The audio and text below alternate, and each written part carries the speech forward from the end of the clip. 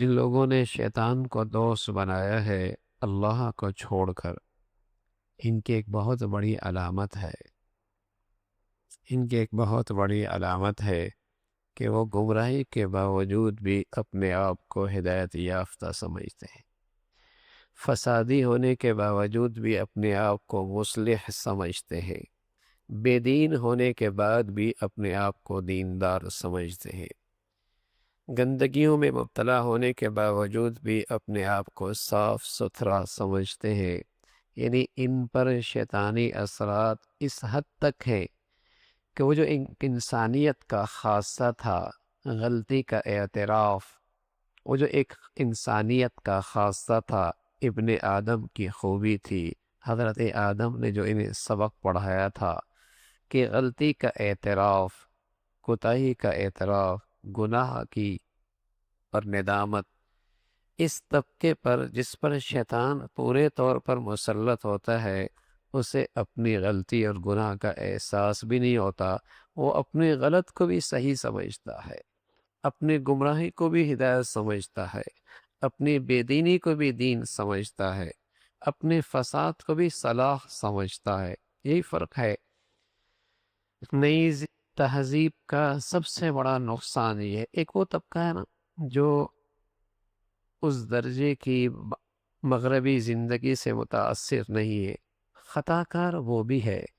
گنہگار وہ بھی ہے، لیکن اس میں ایک خوبی اب بھی موجود ہے، اس کے دل و دماغ میں، دل میں کہیں ایک چیز موجود ہے، وہ اپنے آپ کو خطا کار سمجھتا ہے، غلطی ہو گئی، لیکن اس نئی روشنی نے گمراہی کی اس سطح پہ پہنچا دیا ہے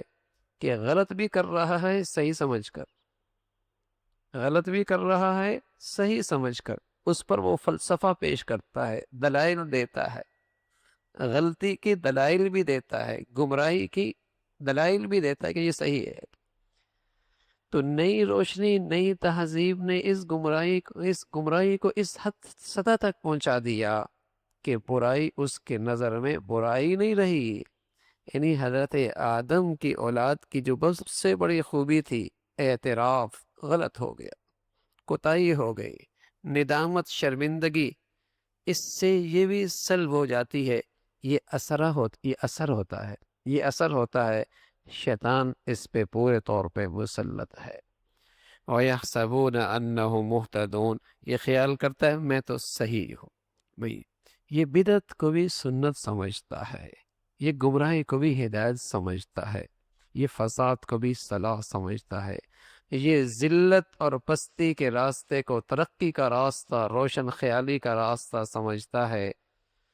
تو یہ نتیجہ ہے، فرمایا انہم اتخذوا الشیاطین اولیاء من دون اللہ، ان لوگوں نے شیطانوں کو رفیق بنایا اللہ کو چھوڑ کر، اور یہ خیال رکھتے کہ وہ راہ راست پر ہے۔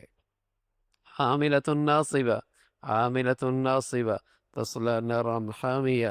کل کچھ لوگ ہوں گے محنت کر کر کے تھکی ہوئی ہوں گے لیکن جہنم کا ایندھن بنیں گے۔ عاملۃ ناصبہ، محنت کر کر کے تھکے ہوں گے لیکن جہنم کا ایندھن بنیں گے۔ کیوں؟ اس لیے کہ زندگی بھر شیطان سے یاری لگائی، انہیں اپنے گمراہی کا احساس ہی نہیں ہوا، اپنے بدعتی ہونے کا، اپنے شرک کا اور اپنی گمراہی کا انہیں احساس ہی نہیں ہوا، محنت بھی کرتے رہے، عاملۃ ناصبہ، محنت کر کر کے تھک گئے، تصلی نارا حامیہ، جہنم کی آگ میں ڈالے۔ تو اللہ رب العزت بھائی اپنی محبت نصیب فرما دے، شیطانی اثرات سے ہمیشہ محفوظ فرما دے۔